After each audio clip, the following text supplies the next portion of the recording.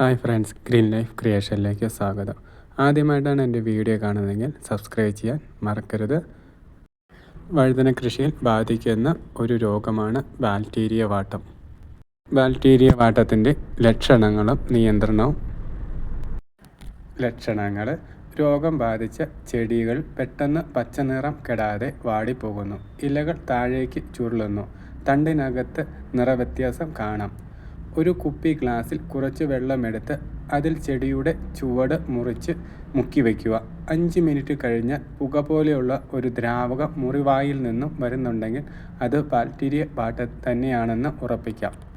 നിയന്ത്രണം: നീർവാഴ്ച സൗകര്യം മെച്ചപ്പെടുത്തുക. രോഗം ബാധിച്ച ചെടികൾ പിഴുതെടുത്ത് നശിപ്പിക്കുക. രോഗപ്രതിരോധ ശേഷിയുള്ള ശ്വേത, ഹരിത, നീലിമ തുടങ്ങിയ ഇനങ്ങൾ ഉപയോഗിക്കുക. വഴുതനവർഗ ചെടികൾ ഒരു സ്ഥലത്ത് അടുത്തടുത്ത് നടാതിരിക്കുക. വിള പരിക്രമം നടത്തുക.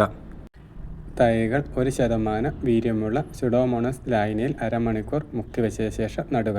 സ്യൂഡോമോണസ് 20 ഗ്രാം 1 ലിറ്റർ വെള്ളത്തിൽ ചേർത്ത് ഇലകളിൽ തളിച്ചു കൊടുക്കുകയും ചുവട്ടിൽ ഒഴിച്ചു കൊടുക്കുകയും ചെയ്യുക. 15 ദിവസം കൂടുമ്പോൾ ആവർത്തിക്കുകയും ചെയ്യുക. രോഗം വന്നു കഴിഞ്ഞാൽ tetracycline hydrochloride plus streptomycin sulphate 1 gram 6 litre വെള്ളത്തിൽ ചേർത്ത് തളിച്ചു കൊടുക്കുകയും ഒഴിച്ചു കൊടുക്കുകയും 1-2 തവണ ആവർത്തിക്കുക.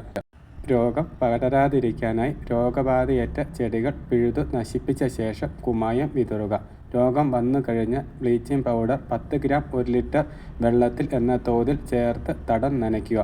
അല്ലെങ്കിൽ ബ്രോഡോ മിക്സർ 1% കോപ്പർ ഓക്സോക്ലോറൈഡ് 3 ഗ്രാം 1 ലിറ്റർ വെള്ളത്തിൽ ചേർത്ത് ചുവട്ടിൽ ഒഴിച്ചു കൊടുക്കുക.